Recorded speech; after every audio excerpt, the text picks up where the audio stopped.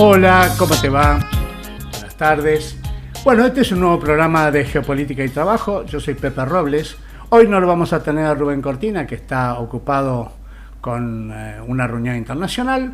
Y hoy nos vamos a dedicar, el tema de hoy es el derecho del trabajo. Y se lo vamos a dedicar, como ustedes lo vieron en pantalla recién, a Héctor Recalde, un símbolo del derecho del trabajo, un maestro del derecho del trabajo argentino que nos dejó el lunes.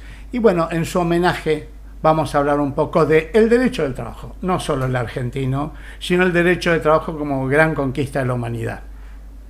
El primer punto, tres grandes aproximaciones al derecho del trabajo. El primer punto, la primera aproximación, si lo podés poner en la placa, Daniel, es el derecho del trabajo es lo opuesto a la esclavitud.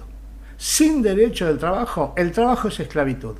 Y tengamos en cuenta que el trabajo como tal, el trabajo como actividad humana, durante prácticamente toda la historia de la civilización, al menos desde hace 10.000 años, fue hecho en condiciones de esclavitud o de servidumbre. Lo que existió en la historia de la humanidad es el trabajo esclavo y el trabajo servil. El trabajo no servil y no esclavo es algo relativamente reciente, de los últimos 200 años, como máximo de los últimos 200 años. Es decir, si cualquiera de nosotros hubiera nacido al azar en la historia de la humanidad, seguramente hubiera sido esclavo, lo más probable, o esclava, o siervo, o sierva. Muy poca gente eran patrones o amos, y eran todos varones. Así que esto es lo que tenemos que entender. Lo que hace que el trabajo no sea esclavo, no sea realizado en condiciones de esclavitud o no sea realizado en condiciones serviles, es el derecho del trabajo. El derecho, los derechos. ¿Cuál es el corazón del derecho del trabajo? La dignidad. Se ha dicho 1000 veces eso. La palabra dignidad suele usarse cuando hablamos de trabajo, de derecho al trabajo, de condiciones de vida. La dignidad. Lo que no puede pasar en el trabajo es que se realice en condiciones indignas. Y condiciones indignas es no tener tiempo para descansar. Condiciones indignas es que un niño de 5 o 10 años tenga que trabajar o esté obligado a trabajar. Condiciones indignas es que una mujer que está embarazada no pueda tener tiempo para dedicar a su embarazo, o para dedicar a su maternidad, o que la despidan por ser madre, o que la despidan por casarse, o no tener vacaciones, o que te despidan en cualquier momento porque sí, sin expresión de causa, como se dice en el derecho. Eso es indigno. Y hay que tenerlo en cuenta. Hay una frase por ahí que dice: el trabajo dignifica. No, el trabajo no dignifica. Lo que dignifica es el trabajo digno. El trabajo indigno indignifica. Si vos sos un esclavo o una esclava, estás siendo tratado en forma indigna, estás siendo tratado no como persona, estás siendo tratado como cosa. Y por lo tanto, no se te respeta tu propia dignidad como persona y se viola tu dignidad como persona. Entonces, ¿qué cambia esa situación? El derecho del trabajo, los derechos del trabajo. Los derechos de los trabajadores y las trabajadoras. Fíjense que estamos hablando nada más ni nada menos que de un concepto crucial para la sociedad, que es el trabajo. ¿Por qué? Y porque la mayoría de la gente trabaja. La mayoría de la gente vive de su trabajo. Entonces es muy poca la gente que vive de especular en la bolsa, o que vive de apostar en el casino, o que vive robando. Muy poca gente. La mayoría de la gente trabaja. Por lo tanto, cuando hablamos de derecho del trabajo, estamos hablando de los derechos de la mayoría de las personas, o de sus hijos e hijas. Entonces, este creo que es el primer concepto que tenemos que tener en cuenta. El derecho del trabajo es la esencia de una sociedad donde la gente sea libre y donde haya justicia. La verdadera libertad para todos, no para algunos o para unos pocos. La verdadera libertad es que el trabajo que vos haces sea en condiciones dignas, es decir, sea con derechos. Primera aproximación. Segunda aproximación, algo clásico en el derecho del trabajo. Hoy lo tenemos acá Mario Gambacorta, un profesor y un abogado laboralista. Después vamos a hablar con él sobre cómo se enseña el derecho del trabajo, cómo se estudia el derecho del trabajo. Pero algo clásico en el derecho del trabajo es dividirlo en dos grandes partes. Una parte son los derechos individuales. Si podés poner, Daniel, la diapositiva, los derechos individuales del trabajo o el derecho individual del trabajo. A mí me gusta hablar de derechos en plural, porque son varios. Y después los derechos colectivos. Después vamos a hablar del derecho colectivo del trabajo. Pero los derechos individuales, es decir, el derecho de los trabajadores como individuos, es lo que vivimos todos los días como trabajadores y trabajadoras. El primero de todo, el derecho a la vida y el derecho a la salud. Por lejos, el primero de todo, antes que el salario. El primero de todo es no morirte en el trabajo, no sufrir un accidente, no enfermarte en el trabajo. De hecho, el origen de los sindicatos, por lo menos de los sindicatos argentinos, son las mutuales sociales, las mutuales de salud, el hospital italiano. Ahí comienza el derecho del trabajo argentino, en no morirse en el trabajo. Y después hay cualquier cantidad. ¿Qué es lo que hace digno el trabajo? Detrás de cada necesidad hay un derecho, decía Eva Perón. No lo decía Eva Perón, pero lo pensaba Eva Perón. ¿Qué necesidades hay para vivir dignamente en el trabajo? El descanso, primero que todo. El descanso, descansar. No, las personas no pueden trabajar 18 horas, 16 horas, todos los días, de lunes a lunes. Por lo tanto, las 8 horas, descansar, dormir, descansar el domingo, una de las primeras cosas de los derechos del trabajo. Que los niños no trabajen. La primera ley laboral argentina fue el proyecto de ley era la prohibición de que los niños trabajen, pero como los empleadores estaban en contra, negociaron y pudieron conseguir que los niños no trabajaran más de 10 horas, niños de 5 años, niños de 10 años. Se necesitó como 20 años de luchas y huelgas para que los empleadores entendieran que los niños no tenían que trabajar. 10 años, así que piensen cuando estamos hablando hoy de derechos del trabajo y de luchas de derechos del trabajo y de huelgas, bueno, sin esas cosas no se logra ningún avance. Pero que los niños no trabajen, que las mujeres casadas no fueran despedidas, que las mujeres embarazadas no fueran despedidas y siguieran manteniendo su salario, las vacaciones, que cuando te despiden te paguen indemnización, que se proteja a la familia con un salario familiar, que te jubiles, que no tengas que trabajar toda la vida ya cuadripléjico y que te mueras como un perro, que te jubiles. La jubilación, hoy en gran cuestión, ¿no es cierto? Siempre estuvo en gran cuestión la jubilación. Tener la posibilidad de acceder a una vivienda, tener la posibilidad de descansar el fin de semana, tener un salario digno, es decir, un salario que te alcance para tener una vida digna, un salario que esté por encima del nivel de pobreza. Finalmente, los derechos del trabajo es lo que te sacan de la pobreza, por lo que decíamos antes, porque la gente trabaja.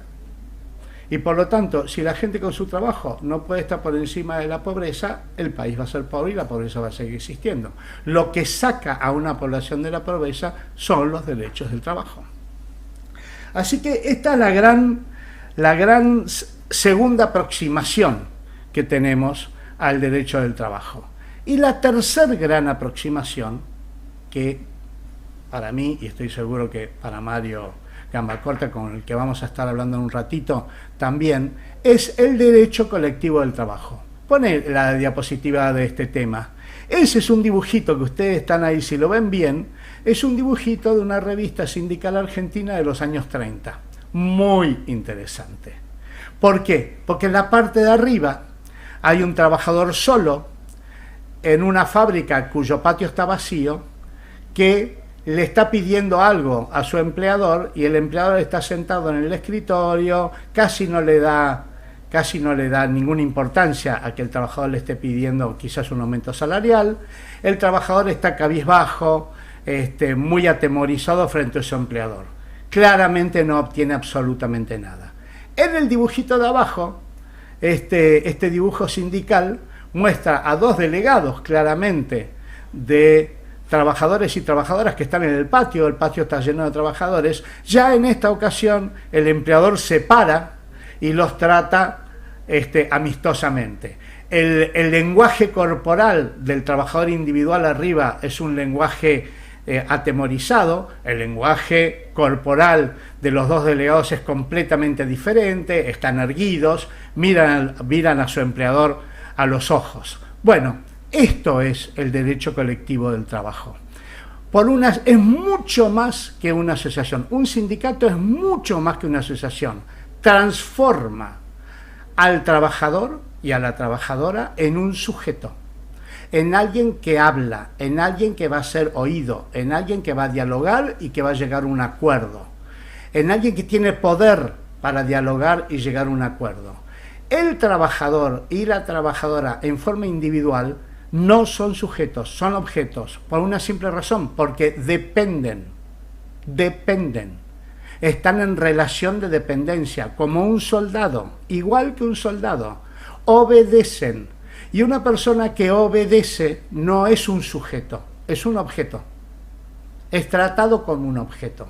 Entonces, lo que transforma en sujeto a los trabajadores y trabajadoras, al mundo del trabajo, a ese mundo tan peculiar que es en relación de dependencia, aun cuando hoy quieran decirte que los trabajadores, que hay muchísimos trabajadores que no están en relación de dependencia. Absurdo, porque cualquiera que ha trabajado en un Uber, o cualquiera que ha trabajado en Rappi, o cualquiera que trabaja en estas nuevas formas deslaboralizadas, Mario Gambacorta le pone mucho hincapié a este tema, cualquiera de esas personas obedecen, están todo el tiempo obedeciendo a una aplicación, a una empresa que no se sabe dónde queda, pero obedecen, y si no obedecen bien o no hacen bien su trabajo, son despedidos. Entonces, lo que transforma a ese trabajador y a esa trabajadora individual en sujeto que puede debatir y que puede llegar a un acuerdo con su empleador es la organización sindical, es lo colectivo. Solo colectivamente el trabajo es sujeto, el trabajo tiene voz. Si no hay organización colectiva, no hay voz, es mudo el trabajo y simplemente obedece. Entonces, no es nada menor este tema. Este tema es, te diría yo, el corazón del derecho de trabajo, porque si no hay organización sindical, aunque haya leyes laborales, no se van a aplicar.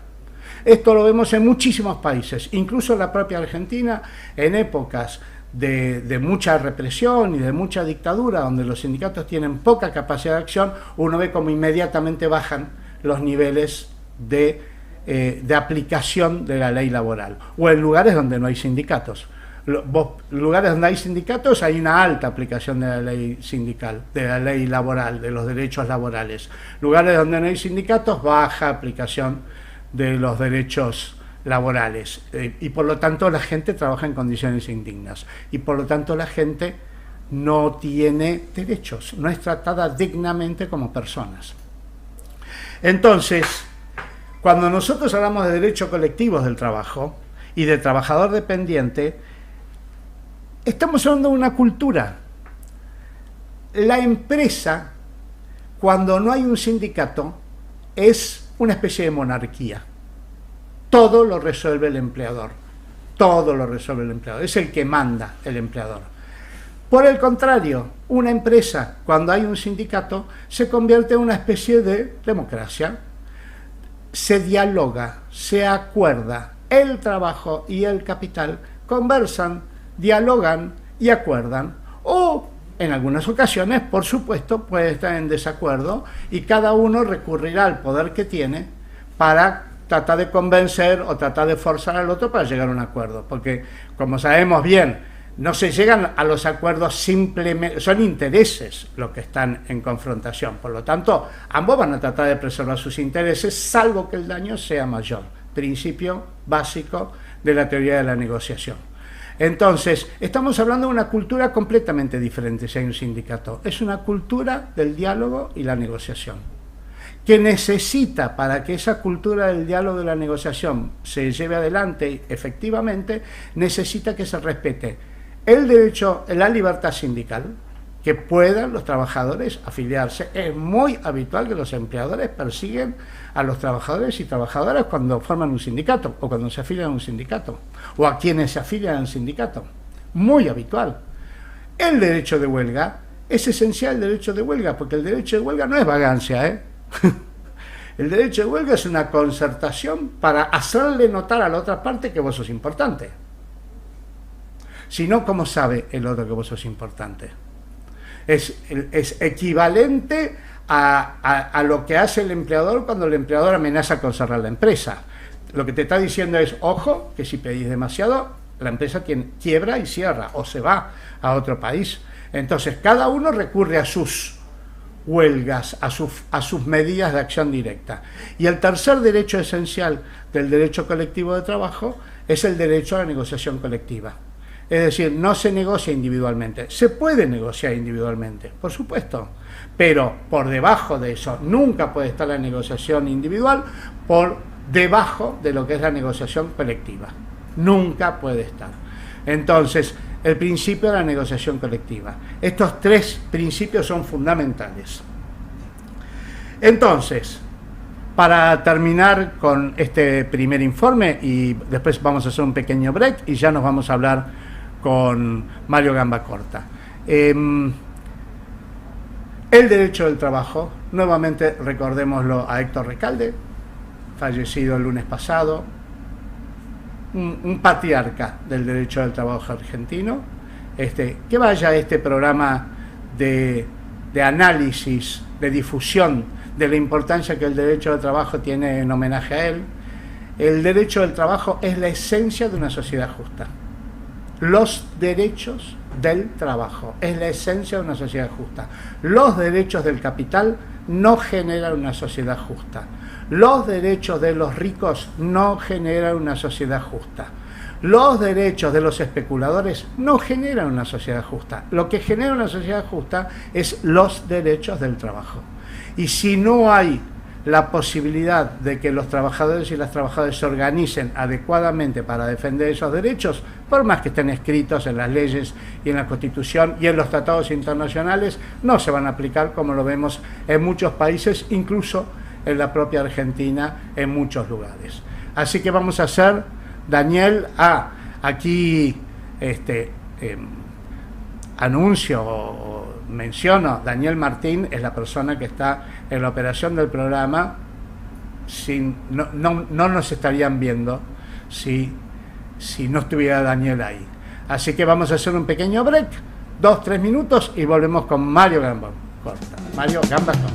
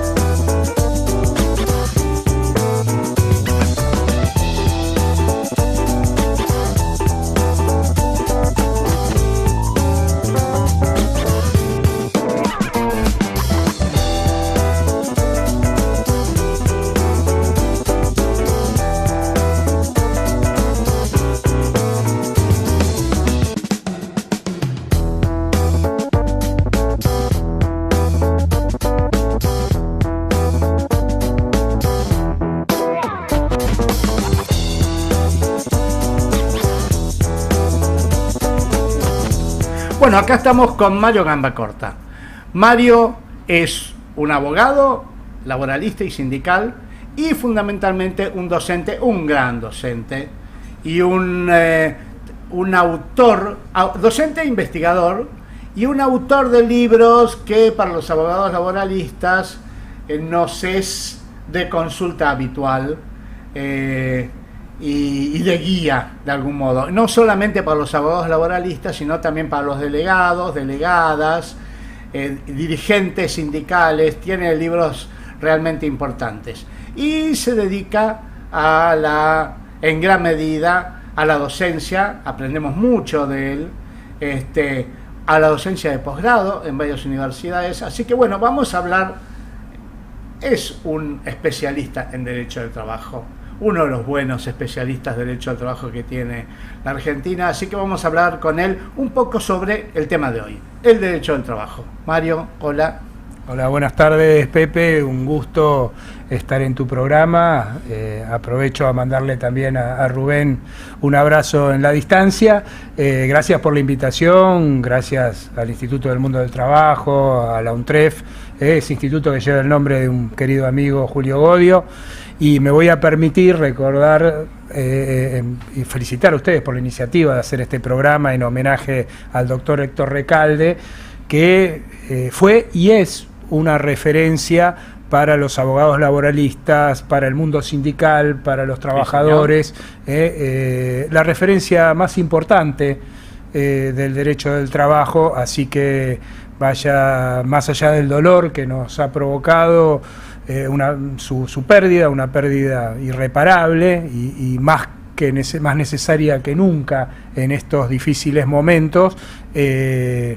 Un afectuoso recuerdo, un saludo a su familia, y está presente, creo que en cada derecho laboral, cuando se lucha, cuando se defiende, y en las organizaciones sindicales y en los trabajadores. Así que vaya mi homenaje, en este homenaje que vuelvo a felicitarlos por la iniciativa. Sí, tratamos de homenajearlo con lo que él ha defendido siempre, que es justamente esto, el derecho al trabajo como una institución esencial de una sociedad justa, ¿no? Bueno, a ver, ¿qué te parece? Derecho del trabajo. Derecho del trabajo. ¿Qué es para vos? Vos vivís el derecho del trabajo. Bueno, hace varias décadas ya, las canas lo ratifican, varias décadas, que mi vida gira en torno al derecho del trabajo y a un aspecto que, si me permitís, más abarcativo, donde está el derecho. Si siempre le digo a los chicos y a las chicas en la facultad, el derecho del trabajo es parte de las relaciones laborales, pero las relaciones laborales no terminan en el derecho del trabajo, y esto tiene mucho que ver. Yo te escuchaba atentamente en tu columna al abrir el programa, tiene que ver con mucho de lo que vos señalabas y que yo trato de potenciar desde el enfoque crítico tutelar de las relaciones laborales, que es un marco teórico que vengo impulsando. Quiero que me expliques bien eso. Que lo primero, ya te voy adelantando, es poner en contexto, creo que lo central, y muchos de los problemas que hay en torno al derecho del trabajo, no solo por esto desde ya,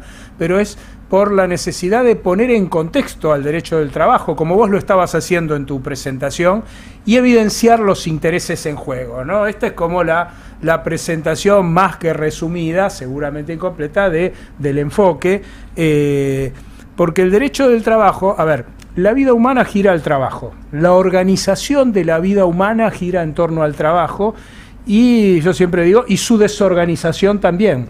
El trabajo es el centro de nuestra vida, y el derecho del trabajo, que es un fenómeno relativamente reciente. Sí. Nosotros, para hablar de derecho del trabajo, tenemos que empezar a hablar las últimas 3 décadas del siglo XIX y el inicio del siglo XX. A partir de ahí, sí, señor. Yo siempre señalo, ¿no?, que normas laborales hubo en el Antiguo Egipto, pero derecho del trabajo es un fenómeno que es parte de un proceso histórico, político, social, económico, filosófico, etcétera, etcétera, que se da sobre todo a partir de un acontecimiento que es la Revolución Industrial. Yo siempre digo que hay un proceso que es Revolución Industrial, sindicatos y derecho del trabajo. En el medio, señor, falta completar desde ya un montón de cuestiones, pero ese proceso, sin industria, que esto es un tema también para el debate en el presente en nuestro país. Yo siempre señalo que sin industria y sin sindicatos no hay derecho del trabajo. Esto no quiere decir que el derecho del trabajo haya sido un acontecimiento espontáneo que surgió de la nada, no, precisamente a partir de los cambios en las condiciones y organización del trabajo que se da con la revolución industrial, allá para situarnos primera mitad del 1700, y todas las luchas sociales que llevan adelante las organizaciones sindicales, va a surgir en ese proceso complejo, difícil, costoso en vidas, costoso en luchas, va a surgir lo que hoy llamamos derecho del trabajo y agrego la seguridad social. Sí, porque son los dos grandes elementos. Yo mencioné el informe de las jubilaciones, no bueno, tanto, estás haciendo referencia. Y la vivienda, es decir, hay aspectos que no están directamente relacionados con la jornada laboral, pero obviamente de mi salario o de los beneficios sociales tiene que surgir el derecho a una vivienda y tiene que surgir el derecho a la jubilación, a vivir cuando ya no puedo trabajar, y varios otros aspectos que tienen que ver con la seguridad, ¿no? Así es. Por eso, precisamente, en línea con lo que estamos atravesando, que como elemento, como categoría central del enfoque crítico tutelar, yo suelo hablar de la hegemonía deslaboralizadora, ¿no? Sí. Una categoría es como un concepto que trata de sintetizar lo que estamos atravesando. Y para llegar a esos derechos y para llegar a tener seguridad social, hay un gran problema que es un problema muy presente en nuestro país, que está vinculado con lo remunerativo, porque lo remunerativo es lo que se proyecta en la seguridad social. Claro. Y ahí, ante la informalidad, la precarización y el no reconocimiento de conceptos remunerativos, se ha generado, vos hablabas de las jubilaciones, se va generando un desfinanciamiento de la seguridad social que muchas veces es provocado por algunos empleadores inescrupulosos y que sin embargo y paradójicamente lleva a que luego se le reproche a las y los trabajadores, por ejemplo, cuando se tienen que implementar moratorias, porque esos trabajadores y trabajadoras no es que no aportaron porque no quisieron, fue porque el empleador se apropió, la retuvo, se quedó con ese dinero que tendría que haber ingresado a las cajas, ¿no? Entonces es un círculo vicioso que, ya lo advierto, es uno de los argumentos también cuando se quieren privatizar los sistemas de seguridad social que suelen invocarse, el desfinanciamiento, la inviabilidad,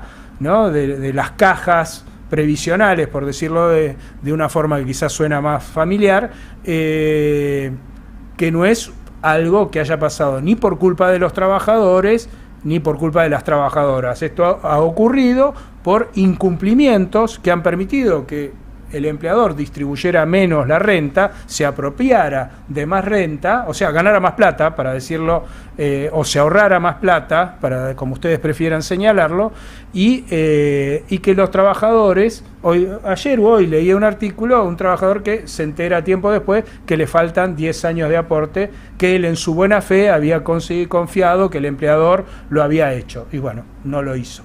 Y hoy se lo perdonan. No tiene para jubilarse, y además este gobierno ha quitado, va a quitar las moratorias, con lo cual va a haber una situación potenciada en perjuicio de las y los trabajadores que una especie de tsunami, porque esto no se va a ver ahora y se va a ver en 10 o 15 años. Pero vos hablabas de un tema que me parece que es fundamental si hablamos de derecho del trabajo, la deslaboralización, porque deslaboralización no es que los trabajadores y las trabajadoras pasaron a ser empleadores y ricos. No, siguen trabajando, siguen enviando parte de la riqueza que producen a una persona que dice que no es su patrón, pero se queda con su plata. Es decir, cuando una persona de Uber cuando vos tomás un auto de una persona de Uber, le pagás a esa persona 10.000 pesos, pero hay otros 10.000 pesos que van para alguien, pero que dice que no es el patrón del chofer, el patrón es deslaboralizado, expresión espantosa, porque quiere decir que no labura, deslabura. y que está orientada a decir, no, es un tipo de trabajador autónomo, como se dice ahora, ¿no? Autónomo, pero entonces, ¿por qué el que puso la marca se lleva tanta plata? Bueno, este es un proceso. Para llegar a hablar hoy de hegemonía deslaboralizadora, a mí me gusta decir desde este enfoque crítico tutelar que la hegemonía deslaboralizadora es una proyección, o es la proyección en el mundo del trabajo, del fenómeno de la hegemonía de la globalización económica neoliberal. Es una proyección muy fuerte, porque sí, acá precisamente una de las cuestiones centrales, vos hablabas de derechos individuales, derechos colectivos en tu presentación, es el ataque a lo colectivo. Sí, señor. Y lo colectivo, el ataque a lo colectivo está... Dejarlo aislado al trabajador. Dejarlo aislado al trabajador está centrado en debilitar, si no se puede destruir, debilitar las organizaciones sindicales. Y para debilitar las organizaciones sindicales hay distintas estrategias a lo largo del tiempo que se vienen implementando y precisamente una de ellas es la deslaboralización, porque las organizaciones sindicales representan a trabajadores dependientes, a trabajadores en relación de dependencia. Este quiebre, que además, valga decirlo, en términos generales no vemos que la gente que se ha autonomizado, como se suele decir, a estas relaciones, o el fenómeno del emprendedurismo, ¿no?, que está muy vinculado con esto, esta categoría de emprendedor, una categoría muy difusa, científicamente muy poco clara, y que ellos, cuando me hablan de emprendedurismo, siempre me viene a la memoria la frase de un pensador portugués, Boaventura de Sousa Santos, que en un artículo dice: el emprendedurismo le da glamour a la precariedad. Me ha quedado grabado ese artículo, que es muy interesante porque se habla de emprendedores y precisamente como si fuera una capitis diminutio, como decían los romanos, o sea, como fuera algo inferior ser un trabajador en relación de dependencia. Más allá de los problemas que no desconocemos que están atravesando los trabajadores en relación de dependencia, la mayor precarización se dan en estas figuras autónomas, semiautónomas, deslaboralizadas, y todo esto, también hay que decirlo, ha generado una desconfiguración de subjetividades. Yo sé que es un concepto medio complicado, pero quiere decir que ha incidido en la forma en que las personas se ven a sí mismos. Hoy parece que verse como trabajador fuera una pérdida de estatus. Y algo paradójico, porque por un lado se defiende el trabajo como algo dignificante, el que no trabaja es un vago, pero por el otro lado, cuando se trata de calificarte como trabajador o trabajadora, es como que no, lo piola es ganar plata en la bolsa. Sí, o bueno, en los juegos ahora.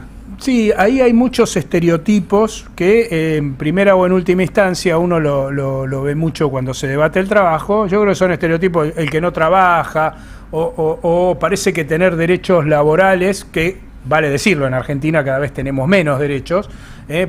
Tenemos derechos por los que nos sacan y por los que no se cumplen. Así porque ahí, ahora, la pregunta es quién no los cumple. Entonces, el que no los cumple, después empieza a querer correr el eje de la discusión, correr el arco, como se dice habitualmente. Entonces, el problema es, como hablábamos antes de las jubilaciones, no, ahora quiere que pongamos plata todos. No, porque en el fondo muchos de estos hipócritas, hay que decirlo, muchos de estos hipócritas fueron los que se apropiaron de esa renta y hoy se rasgan las vestiduras porque la sociedad en un conjunto tiene que contribuir a esa moratoria.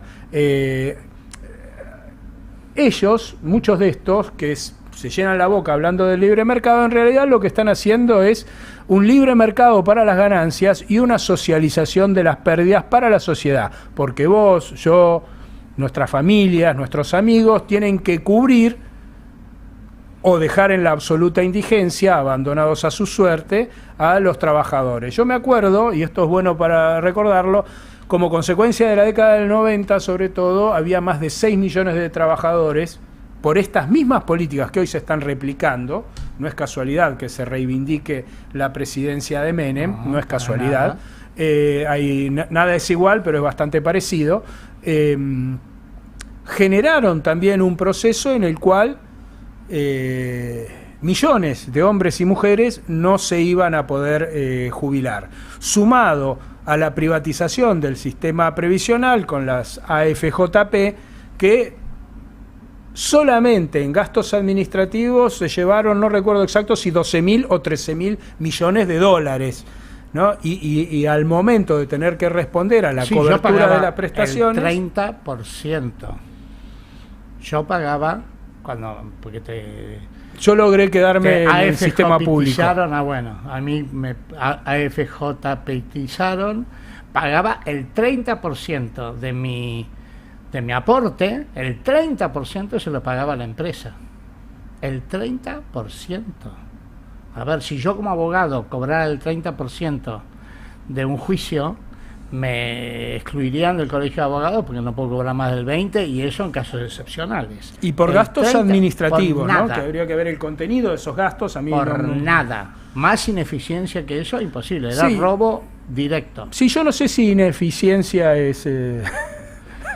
Ineficiencia queda chico. en el sentido de que le dedicaba de burocrática, ¿no es cierto? Le dedico 30% a la burocracia. Sí, pero fue también una forma de tomar ganancias, y además esas mismas empresas fueron que en la crisis del 2001 cobraban, para prestarle al Estado, cobraban un 16% de interés, cuando la tasa promedio internacional, si no recuerdo mal, en ese momento era un 4%.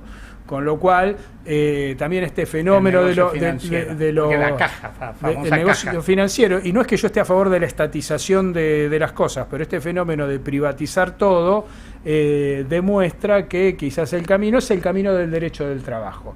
El derecho del trabajo también tiene esta cuestión está entre distintos enfoques del derecho propiamente dicho y de las relaciones laborales, para decirlo en sentido más amplio, donde hay miradas en las cuales la relación laboral tiene que dejar de llamarse relación laboral. No es casualidad que en muchos ámbitos, en muchas empresas, se denomina a los que trabajan de cualquier forma menos trabajador, ¿no?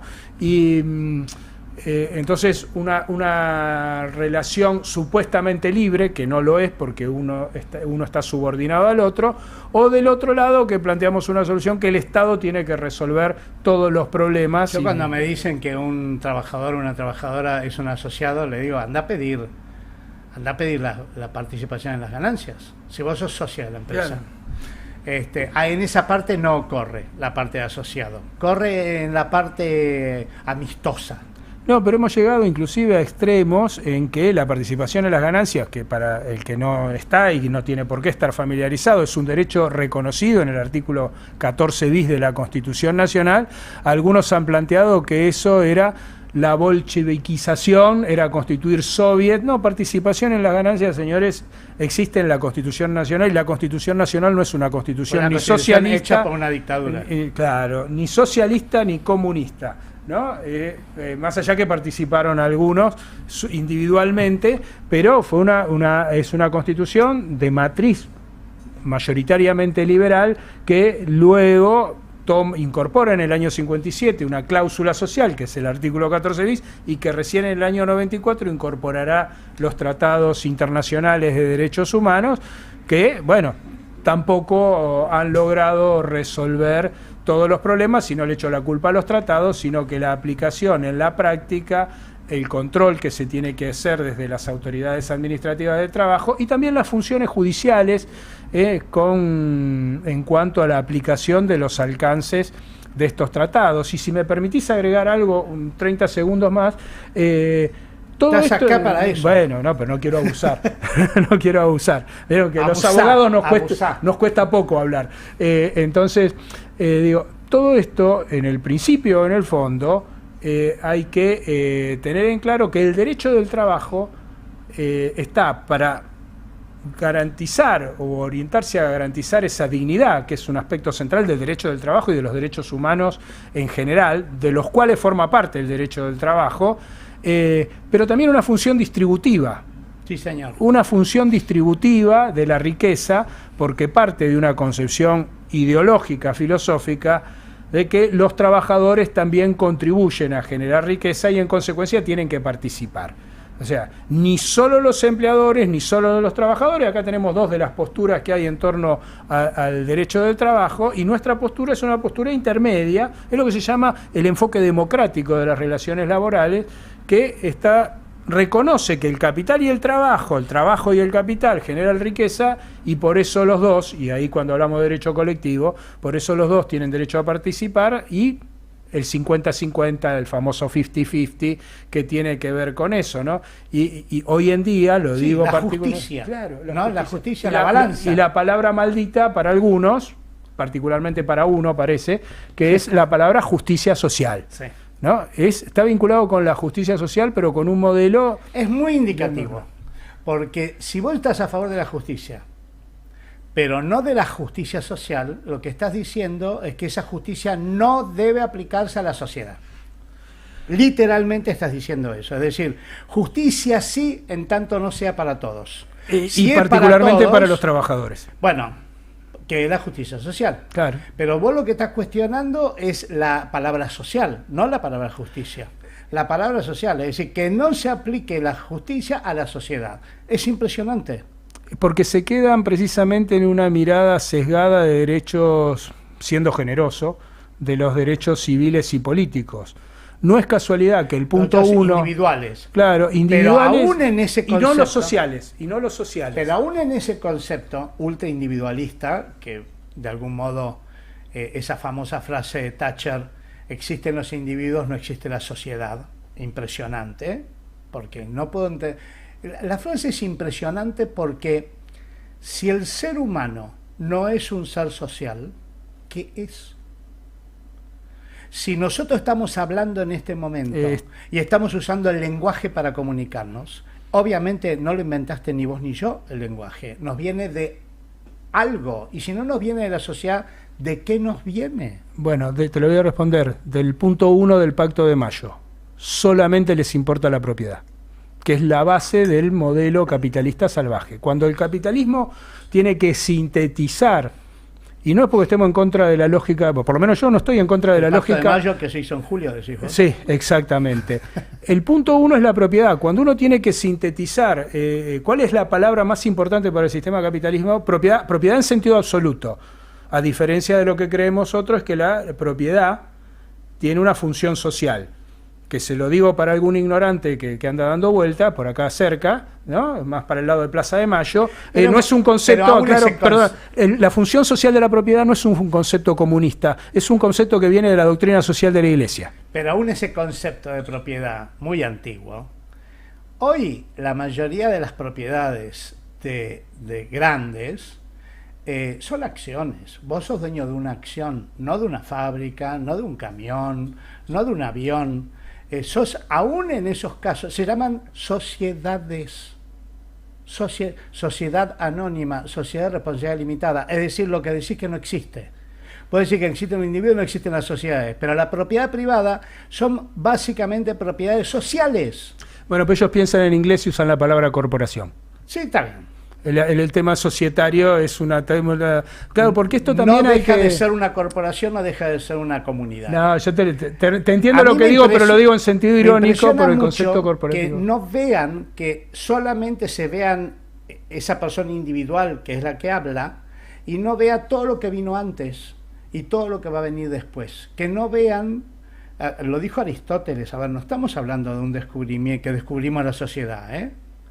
Lo dijo Aristóteles, y cuando vos vas a cualquier filósofo antiguo, griego, europeo, chino, la importancia de la comunidad en el ser humano tiene una importancia enorme. Pepe, a mí perdóname, a mí no me sorprende, porque han sido formados de esa forma y han deformado a gran parte de la sociedad que desconocen de esa forma, porque aclaro algo, todo esto está escrito. Hoy se habla mucho de la escuela austríaca o de la escuela austríaca estadounidense, y si uno analiza los textos de quien es su iniciador, podríamos decir prácticamente, que es Mises en la década de 1920, y a partir de ahí tomamos las distintas vertientes, igual que la escuela austríaca, que constituyen el pensamiento neoliberal en mayor o en menor grado, y particularmente de lo que es el fenómeno del surgimiento del neoliberalismo, ya esto creo que más que sorprendernos, debe ponernos en guardia en cuanto a lo que nos estamos enfrentando. Hay una negación absoluta, por eso hablamos de negacionismo. Cuando vemos a estos personajes, claro, son profundamente negacionistas de todo. Niegan la cultura. De todo, niegan que la Tierra es redonda o achatada en los polos, la Tierra es plana, niegan todo, porque eso es lo que le resta valor a los... Las teorías que son contradictorias, cuando vos tenés más que contradictorias, son insostenibles. Las teorías que son contradictorias, porque si vos decís, el individuo, la sociedad no existe, tampoco existe la escuela austríaca. Solo existo yo. Si vos traes un pensamiento que es de un grupo, ya automáticamente hay algo más que vos. Robinson Crusoe, que es el individuo llevado a la máxima expresión, la sociedad no existe. Incluso en esa sociedad que no existía de Robinson Crusoe, había un señor que se llamaba Viernes, que no es contado como persona, porque él estaba solo. Pero había una especie de animalito ahí que se llamaba Viernes. Pero aún, si vos fueras Robinson Crusoe, obviamente Robinson Crusoe no tiene escuela austríaca, porque en esa isla no había nadie. Si vos sos un individuo, sos una isla. Y niegan, cuando vos tenés... Bueno, digamos, yo no creo que todos nieguen la sociedad. Esto no, yo hablé puntualmente de Thatcher. Y en gran medida el gobierno argentino que invoca esa... Pero las teorías contradictorias entran en crisis. ¿Por qué? Y porque hay un momento determinado que vos quisiste poner el enchufe y saltaron los tapones. Eso pasa cuando vos tenés un concepto de la realidad en donde vos decís estamos yendo para el norte y en realidad estás yendo para el sur. En lugar de tener calor vas a tener frío. Va a pasar eso. Es decir, si vos ves a nivel mundial, no está pasando eso. A nivel mundial no está pasando eso. A nivel mundial el individualismo está en retroceso. Ni los japoneses, ni los coreanos, ni los chinos, ni los indios, ni los malayos, ni la mitad del mundo, que está en un periodo de crecimiento y de desarrollo económico descomunal, no están basando su desarrollo en ideas ultraindividualistas, más bien al revés, en ideas comunitarias. Sí, nadie está en contra del individualismo o del individuo en el sentido del hombre masa. Esto desapareció. El colectivismo desapareció, no está en ningún lado. Pero el individualismo, este individualismo extremo de la escuela austríaca, no está en ningún lado, solo acá.